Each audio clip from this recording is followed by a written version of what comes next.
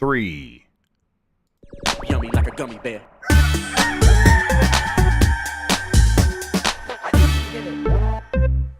Sorry, there's going to be some silence here while the music plays.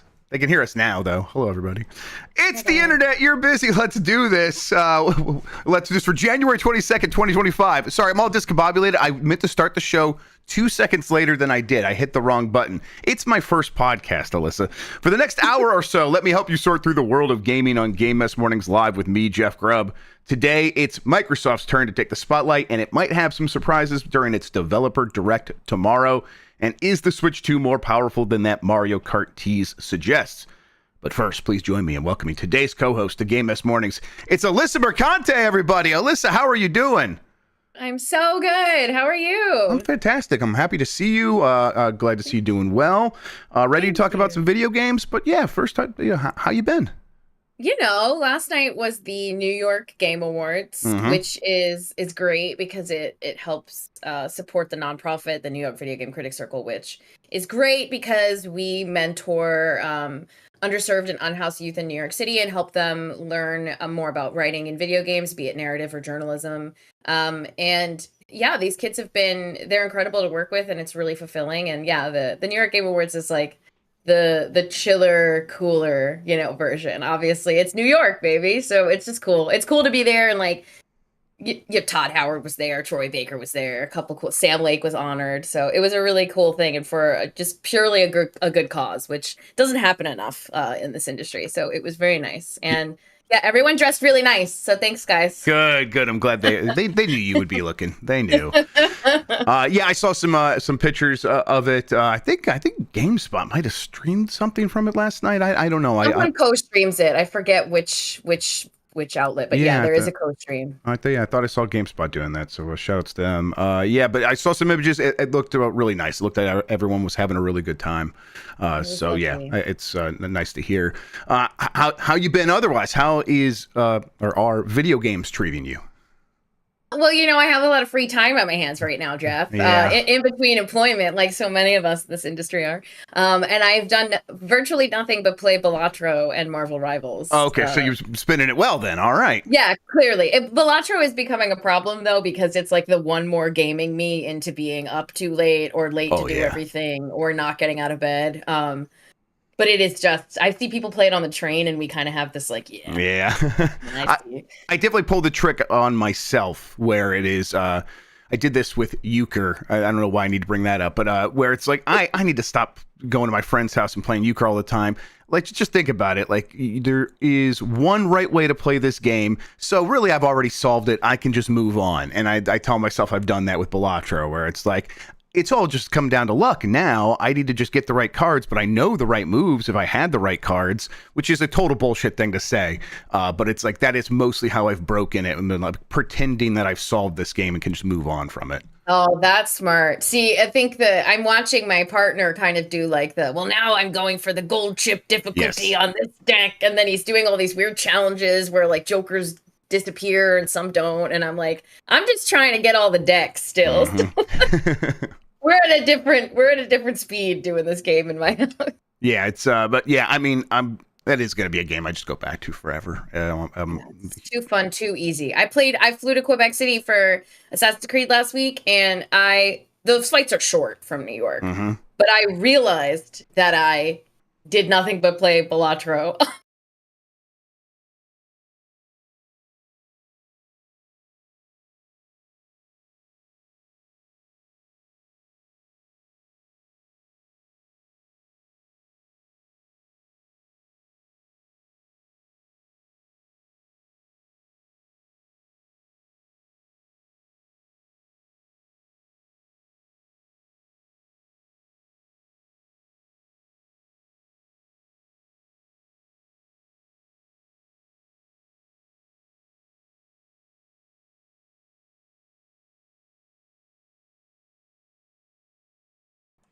Okay, now can you hear me, Alyssa? Yes. Okay, all right. Can chat? Can you hear me?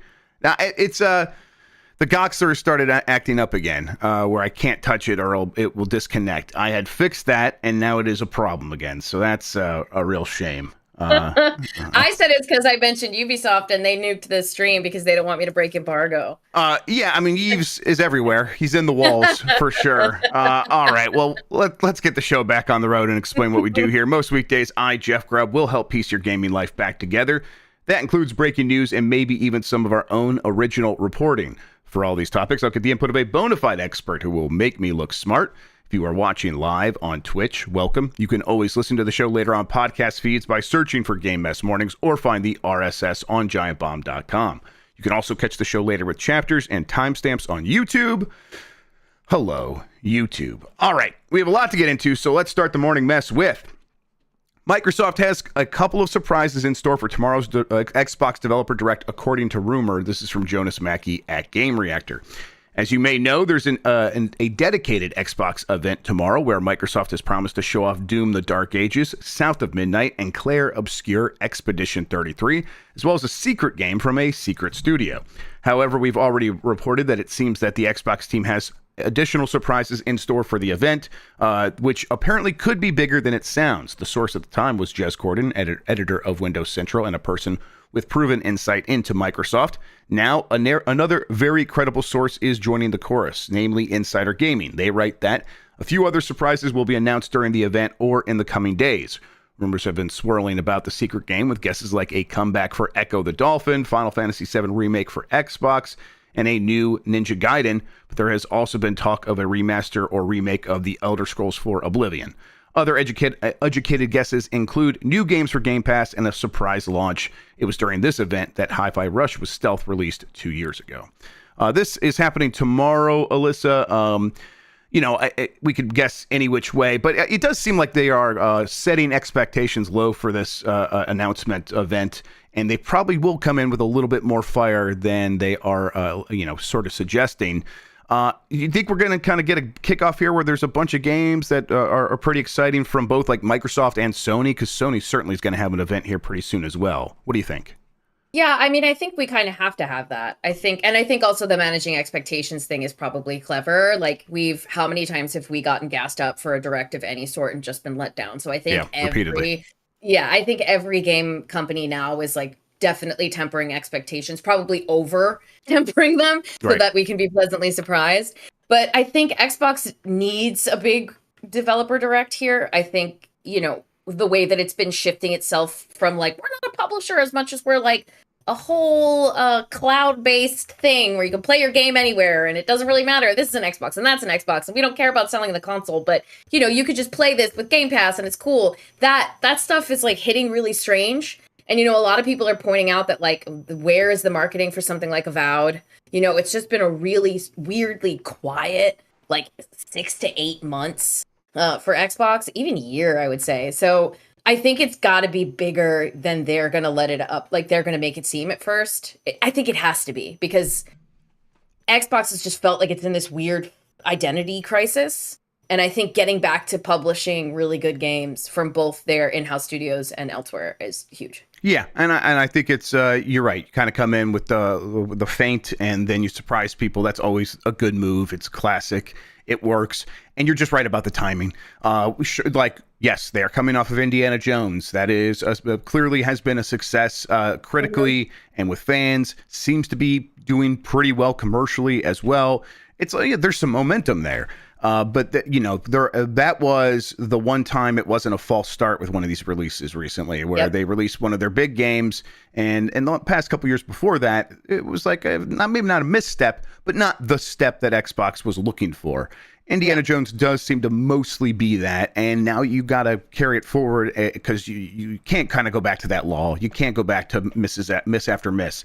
So the way you do that is you start gassing up the games that are coming soon, and maybe you even start juicing up some games that are a little bit further off, and build up a narrative of that you could tell people of like why now is the right time to get very excited about the Xbox ecosystem. So, I mean it's a weird place because what is the Xbox ecosystem? It's changing constantly, and it's less emphasis on the console and things like that. But it definitely is still something that they are concerned about because they need to make money while they figure out what that transition looks like. If it is like, hey, we're going to have everything's going to be an Xbox, they keep saying that, but not everyone treats every device like an Xbox. So I'll actually have a story about that here in a little bit about Resident Evil on iPhones.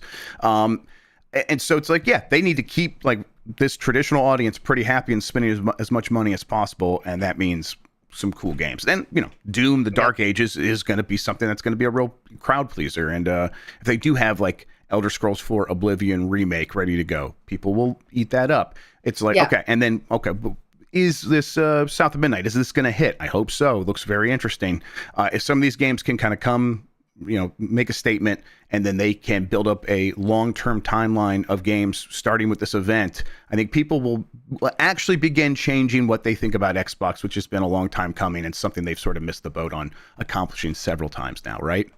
100%. I mean, I don't think people have looked at Xbox and their in-house studios and what they make the same since Halo Infinite, unfortunately. Yeah. Like, I think, you know, if you're going to talk about the tentpole franchise for Xbox, it's Halo. And to drop the ball on that launch, like pick it up and drop it again. And then, I mean, I loved Halo Infinite. I played a lot of it, but it just, it didn't seem like this promise of this open world campaign. It had this insinuation that there would be more added to it, that we would get a lot of stuff tacked on, it would grow, it would expand. But I just played through that campaign, and then I played a bunch of multiplayer, and then I fell off. And it's just, that's not how any Halo game has ever been for me. So I think they're still trying to claw back from that. And I think it's really interesting that, you know, they've hoovered up all these game studios and then sort of done this 180 of like, well, it's about where you can play these games that maybe we publish, maybe we don't, but you subscribe to Game Pass so you can play games anywhere, and that's what we're really about. It's just like,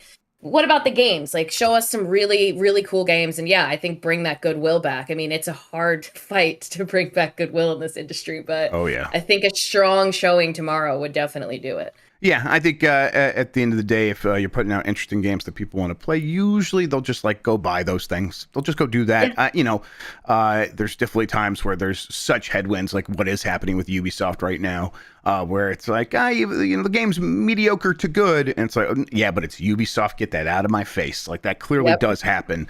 So you're right. Building up that goodwill again is tough. I think that people are like, they want to give that goodwill to Xbox. I think mostly they do, especially as they do de-emphasize the console. They're like, okay, we kind of just want you to figure your shit out so we can all just feel good about what you're doing again. And we'll happily keep playing on our PlayStations, our Switches, and PCs. And then if you keep releasing your games on PC, which you're gonna, we'll play them there. I think people just kind of want to have a good showing from Xbox. Hopefully all those people that do get acquired in that big corporation are making games they want to make, and that they, you know, will succeed. And that's what most people, I think, want to see. Speaking of like PlayStation, though, we are still waiting for them to like, hey, here's what our timeline is for releases coming up. And really, it's been a waiting game for quite some time with them as well. There's been, you know, little spots here or there where big games release, you know, Astrobot, and then they announce something like Ghost of Yotei, something along those lines. So they have broken silence or released something very big in the last year or so, but it's not like, I think, what people were used to or maybe expecting, especially coming out of a PS4 generation where there were years where you were looking forward to Final Fantasy VII Remake and things like that. So we are due for some kind of state of play, and then maybe eventually a PlayStation showcase, one of their bigger shows that's more akin to an E3, but probably a state of play first. And again, there are rumors out there. Maybe one's happened in February. I have not heard that personally, but there's rumors out there for that. And, you know, do you think this could be a much bigger one, or should we still kind of be setting our expectations for Sony at a level of it's a state of play, it's not going to be much? I mean, I think it has to be big. Like, I know that we should probably temper expectations, but if we're thinking about how long we are into this console cycle, you know, it's been 5 years, you know, like it's 4 and change. We're getting into the 5th year that it launched, and, you know, November will be 5. And it's, what do we have to show for it that kind of is showcasing all of these incredible features that were promised when we bought, you know, new gen or current gen consoles? I think we're getting up on the end of it being like technically the end of a console cycle in terms of how often these things release. So it's like, you need to give us something big, and there has to have been things in the can that you were working on for this big, huge new console that are probably towards the tail end of of development, and if they're not, then what were we doing this whole time is really the kind of question that I have. And I do think PlayStation has to, they both have to deliver. And I think we'll probably get something shorter and a little bit teasier in the late winter, early spring, and then everyone goes big for Summer Game Fest, which has replaced E3. And so I think the summer will probably show us a lot too. But in terms of the summer, like, how many things are we going to see there that would release within the next 6 months, realistically? So I think some game coming out this year that's big and important that we know about in the next few months, I think could really turn the tide for both companies. So we'll see. Yeah, I think, we know they have Intergalactic from Insomniac coming at some point. That was like one of the few things at the Keighley show that didn't have a year at least attached to it, like 2025. So we don't think it's coming this year. No. Probably not. Yeah. And then, okay, so Venom is something that had been rumored. The Insomniac is, or not Insomniac, I'm sorry. Or is that Insomniac? Insomniac, Venom, and then they're also making the X-Men games eventually. Yep. And before that, they are going to have Wolverine, something that is possibly going to come out this year. Still feels like maybe that gets announced and comes out early next year or something like that. Yeah. But we're still talking about Insomniac, where it's like that's the studio that has been carrying PlayStation through a lot of this part of the generation with multiple Spider-Man games, kind of just selling more than anything else by far. They got to have maybe a couple other surprises and surprising returns, right, to go along with that. Yes. Yeah, I think Insomniac can only shoulder the burden for so long. But it is also like, I think we will see a lot of this Wolverine, Venom, X-Men stuff, because if anybody is paying attention and seeing how popular Marvel Rivals is, they're probably turning the dial up on whatever they're doing in development for Marvel and superhero stuff. And I mean, this is just what the industry does, right? You see something start to do well, and then a bunch of people chase it. And so I think if these things are already in development and they're seeing how popular something like Rivals is and how people are engaging with Marvel stuff, not in the same way that they were when the MCU was at its peak, but people are getting super into it. I think they might be pushing to get Wolverine out sooner rather than later. But again, it's just Insomniac. So what about everybody else? And even like, you think Astrobot's incredible, but the Astrobot just to me feels like the most like in-house PlayStation game that was, probably planned from the moment they released the little demo with the thought, and what about these tentpole things that aren't just, Sony stickered up, like tagged with PlayStation everywhere? What's going to give us, a big open world that's like Ghost of Yotei I'm super excited about, but that's pretty far down the line. And it just does feel like there's this strange gap right now, and something's got to fill it. Yep. And we know kind of what part of the problem is PlayStation was not like taking investment away from the kinds of games that people are talking about when they talk about PlayStation, but definitely distracting from that investment by going hard on live service games. And that is something they've canceled a bunch of those. So that's something that just didn't pan out. So that those gaps might persist going forward for quite some time, and it will be kind of noticeable, I think. But I think they can also maybe find some ways to pave that over, even if they just kind of make some announcements for stuff that won't come out till like late 2026. And then they do follow through with the latest rumor that they are going to work with some of these studios that they already have and some partner studios to make smaller games based on some of their more deep cut IP games that they can maybe get done in 2 to 3 years. It's like, okay, that could begin to make things feel significantly different over there, but that also is still going to take some time. Speaking of Insomniac, breaking news, Insomniac Games CEO Ted Price is going to exit the company. Ryan Schneider, Chad Dezern, and Jin Huang set as new co-chiefs at the PlayStation Studio. Sorry, this is just breaking. I'm reading this from Variety right now. This is from Jennifer Moss at Variety. Insomniac Games founder and CEO Ted Price is stepping down from his role atop the Sony Interactive Entertainment-owned studio after more than 20 years running the company behind PlayStation's Ratchet and Clank franchise and Marvel's Spider-Man games. Taking over for Price will be who will be staying with PlayStation Studio through March are a trio of Insomniac vets who will serve as co-heads upon his retirement.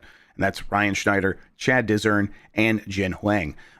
Each of the Insomniac co-studio heads will have a different purview and arenas, which they have already been settling into over the past 12 months. Ted Price has been there for a long time. And honestly, in my head, he is already kind of like, I'm settling into the background. I don't even run the day-to-day. Maybe he was, but in my head, it was just like, no, Ted Price is someone who's like already sort of earned his stripes and is kind of just staying in the background. So the fact that he's retiring, in my head, it's like, again, not going to change much, but I don't know, maybe it does. At the same time, yeah, that's a storied career and good for him. Yeah, I mean, especially if there's 3 people stepping into his role, it does seem like he was kind of, right, must be setting things up to be run slightly differently, after he leaves. So that's really interesting. I mean, damn, that's more than 20 years. Yep, it's incredible. Yeah, and God, he just looked like a kid, was he, when he was Insomniac Games president early on? Just a real child-looking MFer.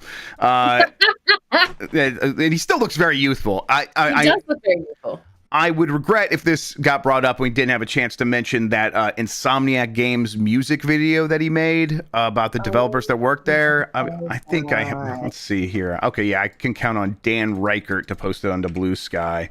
Let me see if I can bring this up real quick. Hell yeah. It's really good. They just are like wearing big wigs and doing headbanging and playing guitars and stuff like that. That's amazing. It's good stuff. Let's see here. I'll bring that there. 3 CEOs. Co-heads, guys. Co-heads. They're co-heading it. Yes, they are co-heading Insomniac. All right. Yeah, there you go. You can kind of see it. It's off to the side there, though, everybody. Yep, and there's Ted Price doing his thing. All right. Okay, let's get back into the news as we had it here. 11% of game developers surveyed by GDC were laid off in the past year. This is from Tom Ivan at VGC. Over 1 in 10 developers questioned in a new industry survey said that they were laid off over the past year.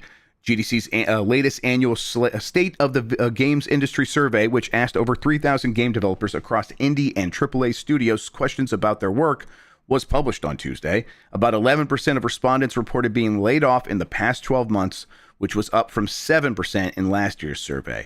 And 41% of respondents said that they were impacted by layoffs, up from 35% in GDC's 2024 report. 29% said that they had colleagues who lost their jobs, which was up from 17% a year earlier, while 18% said staff in other teams or departments were laid off, which was up from 11%. So, I mean, if last year felt worse for layoffs, it's because it was. You can imagine, like, let's see, like with that number of 29% said that they had colleagues who lost their jobs in the previous year. It's 17%. It's almost a doubling of people looking around going, so, okay, my team has been decimated, so it's going to feel harsher than ever. And it's because it really, really was, Alyssa, the thing that we were all saying, and I'm sorry, I got to get this man in the horse head costume off the screen while we're talking about this. The thing we were saying last year was survive to 2025, and maybe, at that point, companies will look around, reassess, reinvest, and you'll have a chance to sort of solidify your standing on the ground with your position. It doesn't really feel like that's going to happen, right? No, and I mean, I think this is all still holdover and butterfly effect ripples from everything that happened during COVID, the massive boom in overhiring and overspending and investing in live service or things that they were chasing. I think we're going to unfortunately see these reverberations for the next few years, because I think the COVID gaming boom was still happening in 2021 into 2022.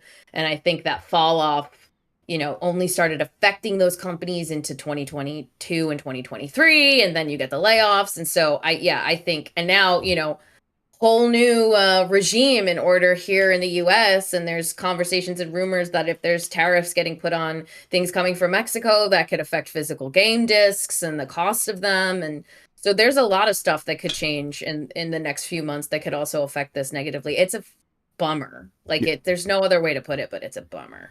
Yeah, I mean, you're right that I think people do want to put COVID completely in the rearview mirror, but these reverberations is right. It is this wobble of people having one idea of what the future was going to be, and then it was very different, and then sort of the way that, like, you know, wind just fills in a gap in a vacuum, like the industry is just like whiplashing from one side to the other, and it's just sort of wobbling back and forth, and it feels like, are we going to find our standing? It's like, yeah, but it's got to wobble a bunch first, and people are going to get thrown off in that process, and it just is going to keep, and every time you feel like, oh, it's slowing down, it's like, no, it's just beginning to wobble back in the other direction.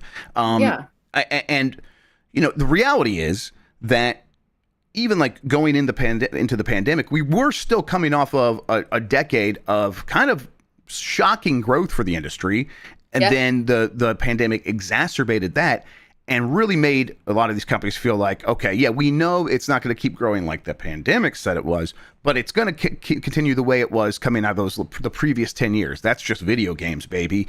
And I think they were not recognizing just how fortuitous of a time that they were living in, where it was, and again, we've been talking about this a lot recently, where it's like there were so many ideas that they could just take off the shelf to make a ton of money, whether that was microtransactions or battle passes or battle royale or all, you know, business models and game models that all enabled them to make a ton of money really fast.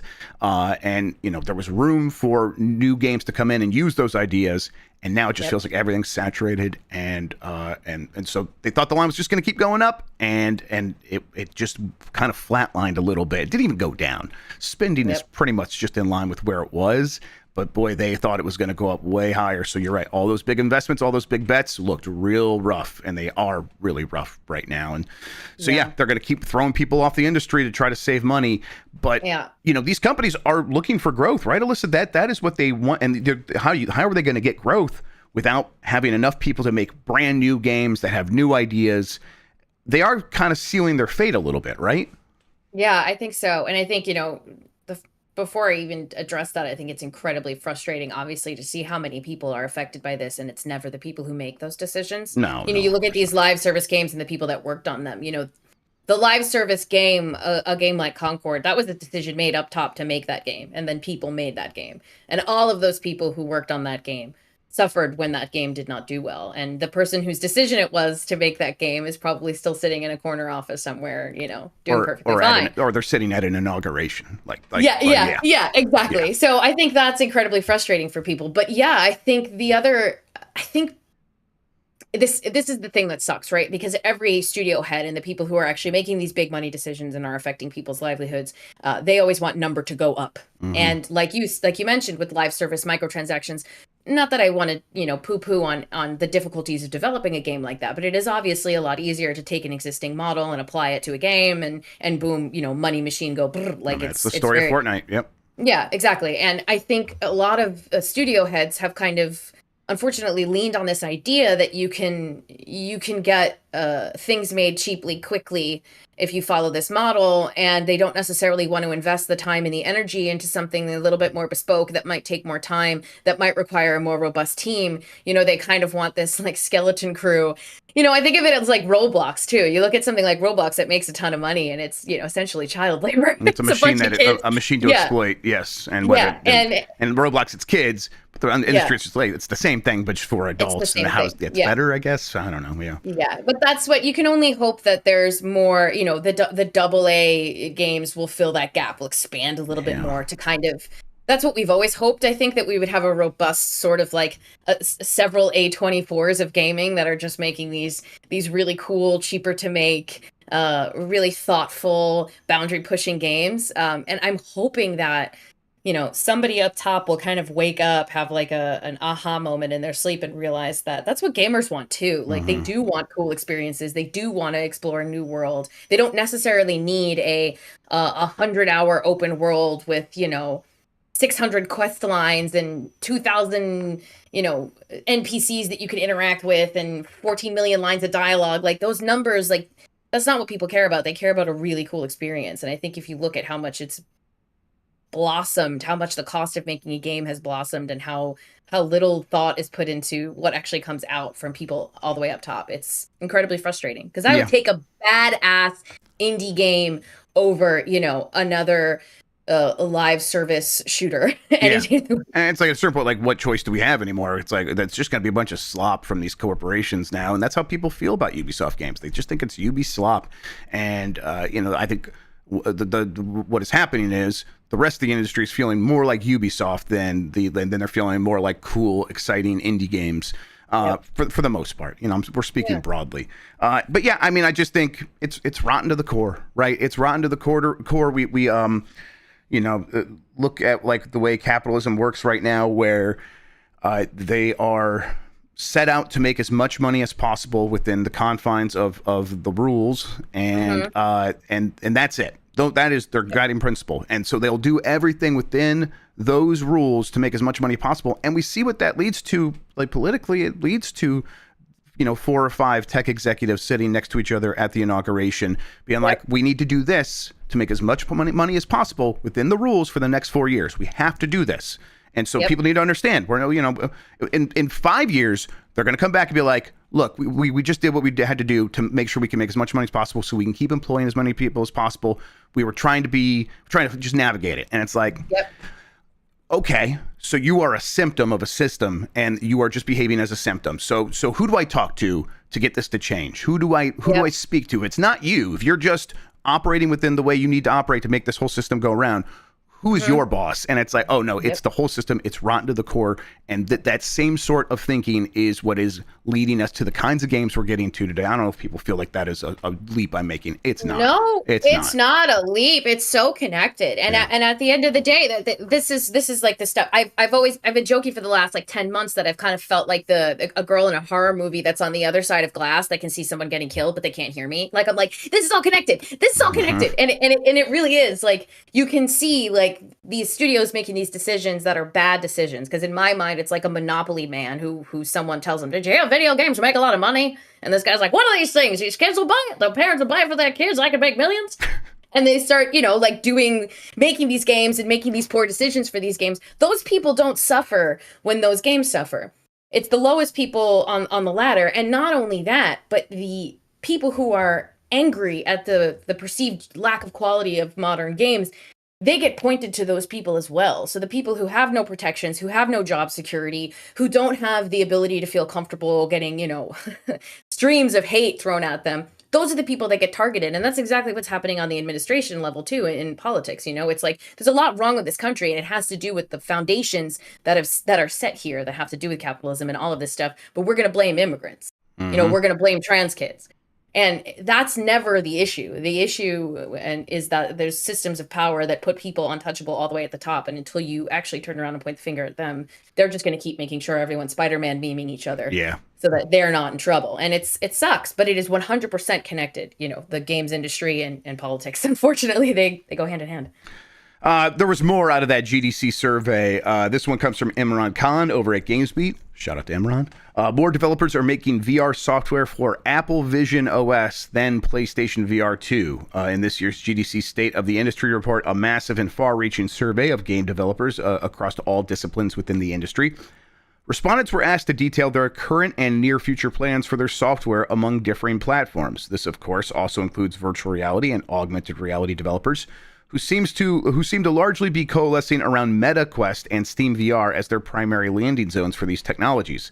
That in itself is no surprise, as those two platforms also dominated the 2024 VR and AR list. One notable change in dynamics, however, has been a flip between PlayStation VR ecosystem, including both the original PlayStation 4 compatible headset and its PlayStation 5 successor, and the Apple VisionOS, which is exclusively used for Apple's Vision Pro headset. While last year, the Vision Pro edged out the PlayStation headset by from 15% to 13% in 2025, 26% of respondents said they were working on Apple VisionOS software, while 25% are making efforts on PlayStation VR2. That was last year. This year, it is now 15% to 13% in favor of Apple VisionOS. Okay, so just pointing this out, it's like not a lot of people are working on Apple VisionOS games because very few people are buying that thing. I think the last word we heard was Apple is like sort of winding that down in such a way. Maybe they have something more coming, but the $3,000 Apple Vision Pro that is out there right now is not a going concern for them, really. And the PlayStation VR, VR2 is getting even less support from developers. So to me, that just says both these things are kind of dead in the water. And I think we knew that, right? Yeah. I mean, it's just the barrier to entry is so high. And if people are already feeling like games have gotten more expensive and have not, our income is not reflected in how more expensive games have gotten, I think when you look at something like VR, it's too big of a barrier for so many people. Yep. And also the specificity of making a game in that world, the amount of time and energy that has to go into, you can't just port it to other shit, Nope. It's not meant for that. So, and even the other VR headsets now still have kind of weird differing technology, so it's a lot of work to go from one VR thing to the other. Yeah, it's just it's expensive to make, it's expensive to sell, it's expensive to buy. I think a lot of people, like anything that seems technologically forward, futuristic-y, it sort of became what if? And I have an original PSVR headset that I got from when I used to work at Games Radar. And I mean, I played that thing for like a week and then I was like, I'm done. Like, I'm good. It was like people would come over for parties and I'd be like, play this thing. And then I was like, I don't want to set it up anymore. And like, it's just another room in my apartment. It's also that too. Like, even if you have the money to get it, what if you don't I don't have the space? You need a lot of space. I don't have it. I have the space. I'm in my basement down here in the suburbs of Cleveland. I have the space. And yet for years, there's like a couple of games on the original PSVR that I want to play. There's one where you have a controller, you have the dual sense in your hand, and you see it in VR, and it looks like your hands are trapped in cuffs inside of it, and you have to do a little the Room style game on the controller, pressing all the buttons to kind of get it to do things to unlock the cuffs. It's a really cool idea. I played it at a show, and I'm like, I'll play that when I get home. Never did. Still intend to. And then I never beat the Astro VR Rescue Mission game. Want to do that. And so for years, I tell myself, I'll set that up, and I haven't. And I'm like, I'm just got to be honest. It's just enough of a hassle that I'm never going to do it. And I'm someone who's an enthusiast about this stuff. So what is the casual person going to do? There's no way that they are going to go through the hassle of that. So yeah, MetaQuest makes it a bit easier, and that is also that's good. But even that, every time you put on the headset, making sure it's ready to go and updated, and then you have to go away from the world. Something about that just feels like enough of a hassle as well, that I think most people are like, I'm not sure if that's for me. Yeah, and I wonder if these, especially with Apple Vision Pro, if they kind of thought this would be more of like a tech bro buy, and then you could sort of backdoor them into playing games on the device. But it didn't sell enough. So I think they've completely cut production down on it and everything. So it's just, I mean, we kind of, I think a lot of us in the industry knew that VR was not going to explode the way that I think companies did, and it still has. I know that there's an enthusiast community of VR gamers, but it's small, and I don't think it can hold up extensive development cycle. Yeah, I like VR. I hope it continues to find a place. I think it will long term. It's going to be it's going to go through probably a weird side path than what I think we originally imagined it was going to take, but for now, when people think of video games, it's still going to be the video games that everyone is used to. And now at that point, that's mobile and PC and console and all that. Yeah. All right, let's take a quick break. When we come back, let's talk about the kinds of games that people buy or maybe don't buy on mobile, and a few other things, including maybe the Switch 2 being more powerful than we think. Right after this.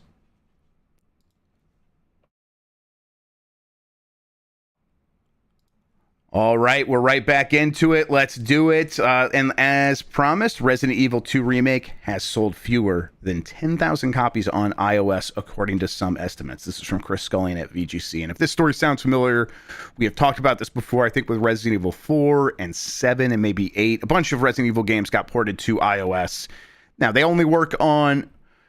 Chat, help me out here. It's iPhone 15 and above, iPhone 16 and above. There is something like it only works on a handful of devices, so it's a limited audience that can potentially get these things, and yet they do sell millions of every single kind of iPhone. So there's plenty of people out there, more so than some consoles still. So 15 above. Thank you, Jan. 10,000 copies is not a lot. I think this illustrates a couple of problems, Alyssa. I think we talk about for a long time. Hey, these people at these companies are afraid to invest in long term on the console because they are looking around and they're like, your phone is as powerful as a console and you'll just use that to play these games. And so $500 to spend on a console doesn't make a ton of sense. And so if we want these games to continue to thrive, they need to just kind of be able to be on anything. And now Resident Evil 2 is on anything and no one's buying it on there. And I just think it is one thing to say the phone is as powerful as a console. It's another thing to say the kind of person that is going to be buying games on a phone even exists, right? Yeah. And look, there are games. Yes, a phone is as powerful as a console, sure, but sure. It's also just it's the medium. Like we were talking about Balatro. Like Balatro's perfect phone game. You know, it's simple, it's clean, it's easy to see. It feels like just a phone game that was there, but better. But something like Resident Evil, which I think, you know, inherently needs mood.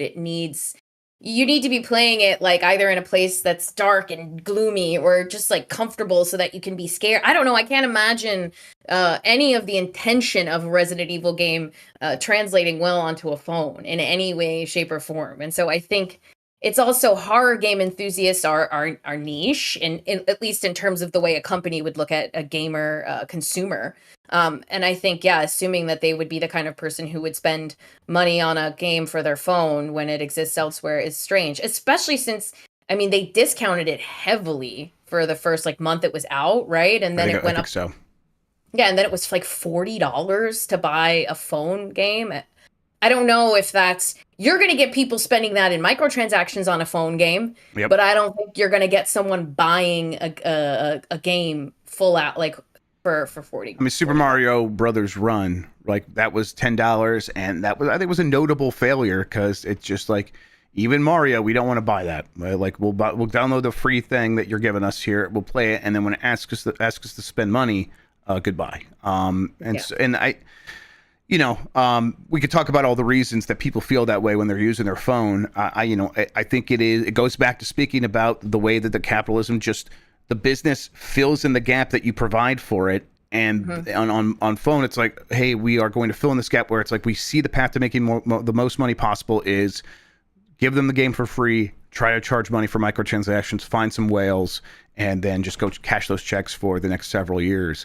And that taught an audience what to expect on those devices, and there's kind of no one doing that.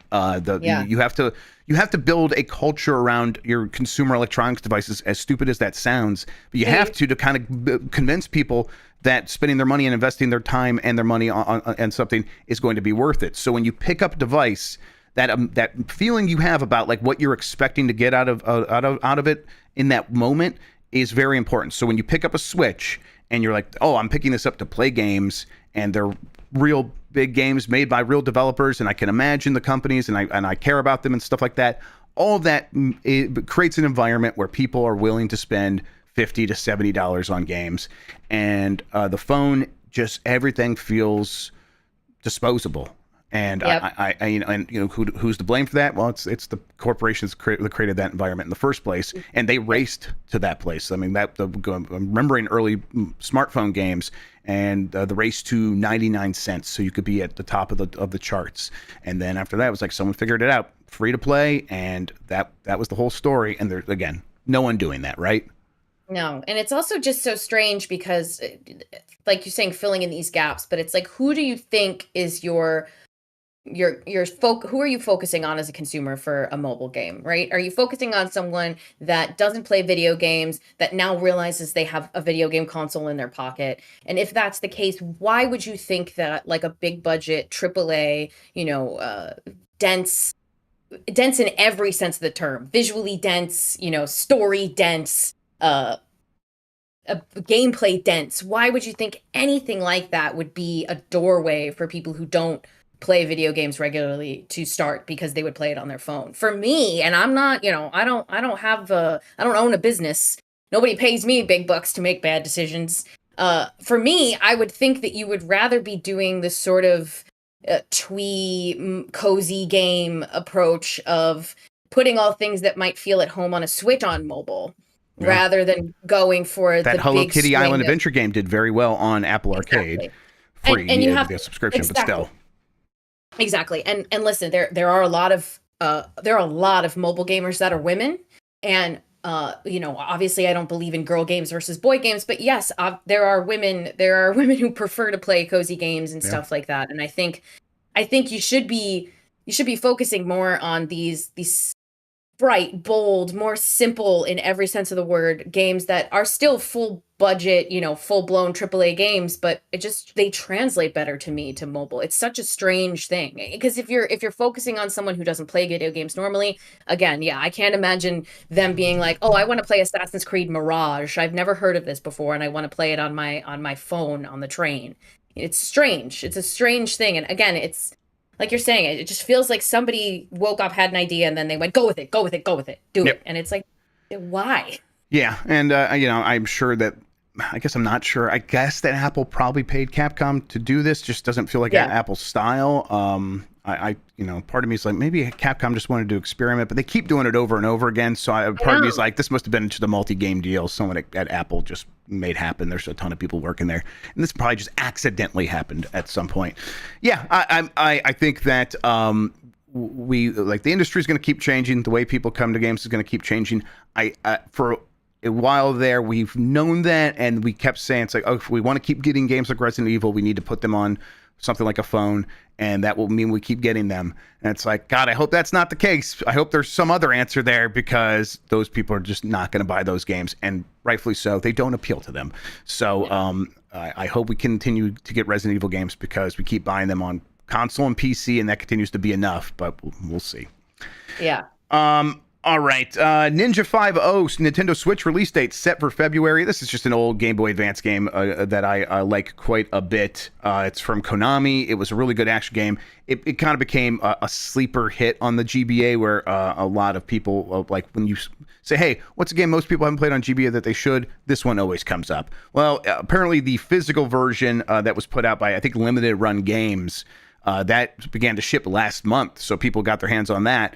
Now the digital version is going to come out on February 25th, 2025. So looking forward to that. I'm a big exciting. Ninja 5.0 fan. All right, let's get to this next one, because we are beginning to run out of time here. Why Switch 2 is significantly more powerful, according to one game developer. This is from Blair Marnell at GameSpot. The first look at Nintendo Switch 2 didn't have much in the way of game footage, except for a brief glimpse at a new Mario Kart. Ordinary players may be able to appreciate that the preview of what Switch 2 can do, but one game developer has broken down how the footage exposes the sheer power of Nintendo's next system. Sungrind Studios' Gerald Dulé, whose previous credits include the Silver Falls game series, shared his extended look at the Switch 2's capabilities. Dulé has experience working on titles for the original Switch, so the difference between the console generations was readily apparent to him. The two most important things he pointed out were the true volumetric lighting, an advanced lighting technique that creates a sense of density in the atmosphere, and the extremely detailed and unique textures on the backgrounds. Because the first iteration of Switch would struggle to run either of those features at a high frame rate, Dulé noted their inclusion suggests that this system is significantly more powerful. He also estimated that the RAM for the Switch 2 will be between 12 and 16 gigabytes, which I think rumors put it at 14, I think. Yeah. I think that's right, yeah. Additionally, Dulé noted the real-time creation of shadows, cloth simulation on the flags in the background, reflective textures, and the higher polygon counts on the character models from Mario and his friends. Yeah, I think this is where we're at, though, right, Alyssa, where we do have to kind of like have an expert come in and look at the details to tell the difference. Because when I still look at it, it's like, yeah, that's Mario Kart. That's Mario Kart, and the vast majority of people are going to feel that way. Now, even I began to notice some stuff as I watched that trailer a couple more times. And I mentioned this on another show recently, but the characters have a bounce and give to them, sort of like Mario and Mario Wonder, or the characters in Luigi's Mansion 3, so that they kind of stretch and deform and then bounce back down when they like land a jump or something like that. And the carts have that as well. There's more spring to them, and so it just made the animations feel more lively alone. So there's just a lot more going on in this game. But I don't know if that animation tech spoke to the more powerful Switch 2. The volumetric lighting, some of this other stuff does. But do you think this is going to make much of a difference for a Switch 2? Or is this system just kind of, it is what it needs to be, right? Yeah, I mean, first of all, I will point out I did not realize that that was the guy they were using as their source. He's an interesting person Is he? if I you have look no into idea him. about him. Tell me about Yeah. him. I recognized him very briefly because I believe he wrote a song about me. Oh, so very Yeah, interesting. he leans a certain way. Oh boy. We will say Okay. that. But that doesn't mean that we should discount everything that he's saying here. I'm sure Sure. that he knows Weirdos can what say he's right things talking every about. once in a while. Yeah. Exactly. But I think this is always so interesting to me, right? Because this is like our job to pay attention to these things in Sure. terms of whether it's stronger, more powerful, what it can do. On like a level of consumer, I don't know how many people notice, care, those little things. We'll notice it. You'll notice it after watching the trailer a couple of times. Yeah. But how much of a difference will it actually make? I think the ways that it will feel tangible for people are load times, or things like that that'll translate to like, oh, this feels better, this feels stronger, oh, this is loading up fast, oh, this feels good. Yep. Otherwise, yeah, I think until you show something like that, like imagine just like the simple little Nintendo sound, and it's the Switch, the original Switch and the Switch 2 powering up the same game, and just seeing them side by side, that could do something, I think, for people that would translate more than. Again, I think this was just such a weird. Nintendo makes such weird decisions when they do stuff like this, because also the trailer in and of itself was just like, you picked the beige flat place for this. Mhm. This is your visual spectacle, guys. Yeah. We used to have rooftop parties, and now we have this. Yeah. Like, what the heck? So I think it probably is significantly more powerful. They've been sitting on this for a while. What does that mean for the average person? Who knows? I think it'll translate for some people, but I'm also the kind of person that, like, I don't even notice like FPS things unless I'm playing like a highly competitive shooter. So I'm a bad person to speak to that kind of stuff. Yeah, I think it is. I think you're right, though. Most people, this will not register for the most part. I think for most people that are getting the Switch 2, they want to know what games are going to be able to be played on it. That will matter to them. And I think maybe the good news to those people is at 12 to 16 gigabytes of RAM, that is going to be the biggest difference maker. You don't need to understand why. You just need to know developers really did not like the limited amount of RAM on the Switch 1. That was the biggest complaint, and having more memory, the RAM, will ensure that a lot more games will be able to be ported to the Switch 2, and it'll make the lives of developers who have to do that porting and making new games for the Switch 2 a lot easier. So easier time for devs means more games for you. So this is probably what you want to hear, and I suppose we didn't need a weirdo to tell us that. But oh well, that's how it goes sometimes in video games, Alyssa, right? Yeah, it really do be like that. It do be that way sometimes, unfortunately. All right, let's see. Do I want to do this one? Yeah, game's coming to Game Pass in January. Lonely Mountain Snow Riders. I love the Lonely Mountain game that came out several years ago. It was like you rode a bike downhill, and there was like there was a leaderboard element to it, but you could also just play it as a chill game. And I love snow, so I'm very excited about Lonely Mountain Snow Riders. That's out now. Okay, I'm gonna go play that. Gigantic Rampage Edition is coming January 22nd. Starbound will hit console and cloud Game Pass on January 22nd. Eternal Strands, Orcs Must Die, Shady Part of Me, Sniper Elite Resistance is going to launch into Game Pass. So is Citizen Sleeper 2, Starward Vector, Far Cry New Dawn is joining. And then, let's see here. And then, then on Game Pass Standard, so this is not like Game Pass Ultimate where you get every new game that launches day one. This is like a library of games included in Game Pass Standard. That includes Kunitsugami, Path of the Goddess, Magical Delicacy, Chia, The Case of the Golden Idol, and Flock. And boy, I like a lot of those games. Path of the Goddess is good. Chia is fantastic. Case of the Golden Idol, must play. So yeah, everyone should go out there and check those out. Pretty good time for Game Pass. A thing that feels like it is becoming less and less of an emphasis for Xbox, but at least, I mean, the support, you can't argue with that, right? No, and it's still a good deal. I mean, it may not be a good deal for the developers, the studios, and Xbox, but it's a good deal for the gamer. Yeah, yes, the developers at Xbox, you're right. Those ones, that's who it's specifically probably not a good deal for. Capcom keeps coming back to it, right? Third-party developers seem to love it. If you're making a game that also has to sell and you work at Xbox, it's like, oh, this is rough stuff. Yeah. All right, a poll question. We have that here somewhere. Let's go ahead and bring that up. Okay. Are you disappointed that Sony canceled Bluepoint's live service God of War game? Again, let me bring that up for everybody. I'm going to vote no. Let's see if anyone voted yes.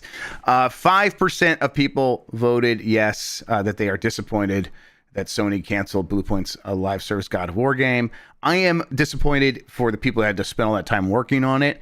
And I also bet that had we seen it, had we had a chance to like glean the ideas that they had come up with for this game, I bet we would have been impressed. I bet it was pretty solid stuff. But yeah, 95% of people did not want this. Boy, that just speaks to that mismanagement again, huh? Right, Alyssa?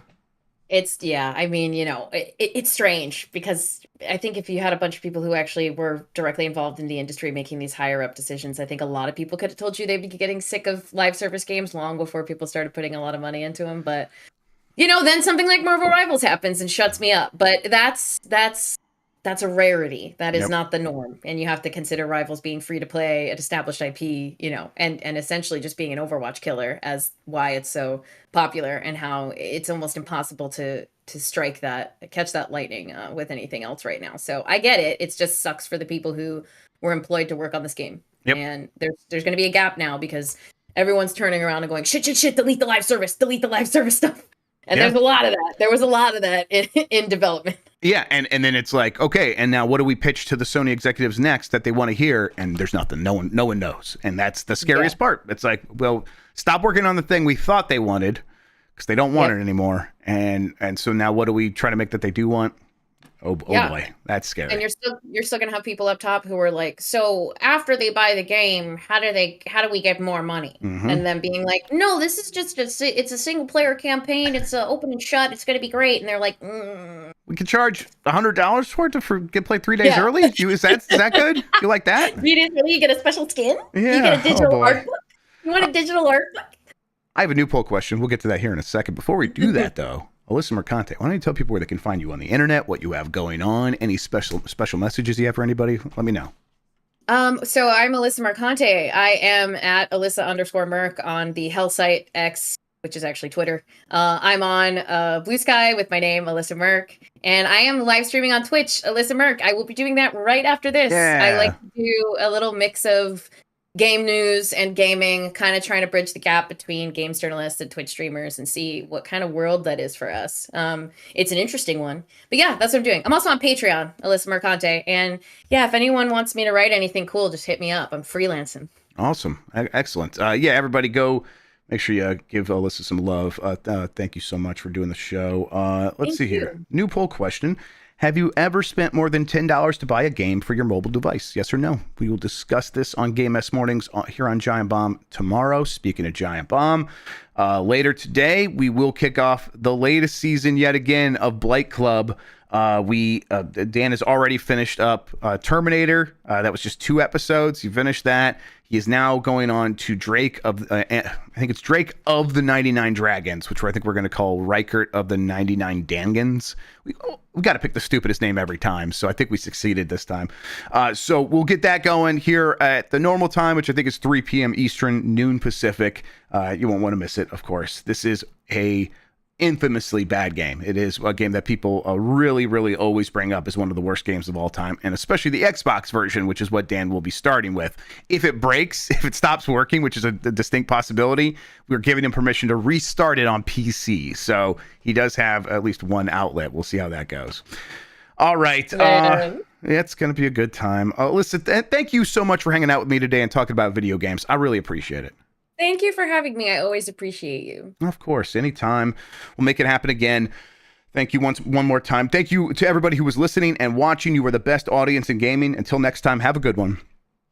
Take care of yourself, and goodbye. Ciao. All